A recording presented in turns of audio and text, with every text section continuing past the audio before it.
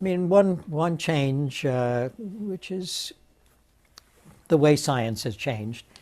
When I worked in Harold Edelhaus' lab, I was the one postdoctoral fellow, there was one technician, and there was Harold. He had a desk here, I had a desk here. He was a great cigar smoker. At that time, one could smoke in the labs.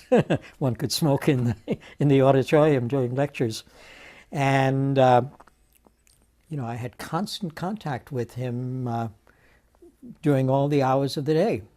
That's changed. It changed when I became an independent investigator. I had a little office, very small, but I had, you know, it was removed from the laboratory. And nowadays, research is done much more in teams. And depending upon the investigator, depending on the size of the team, may interact with some of the fellows maybe only once a week. Very different than the kind of everyday experience I had. So that's changed.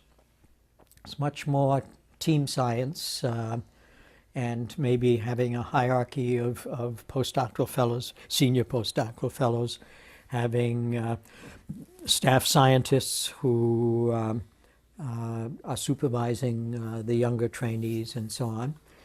And I mean, that's been true at the NIH, and it certainly is true in academia. You know, again, when I was with John Singer, there were one other postdoc, a technician, and myself. And we saw John every day, talked every day, had lunch every day, and so on. That's no longer true, and particularly for larger groups.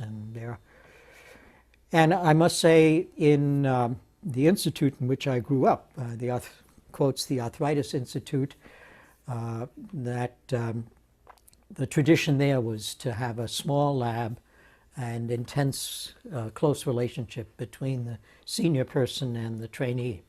So that wasn't always true in every institute, but it was, and the Arthritis Institute was one of the more academically oriented institutes. So that was a terrific experience.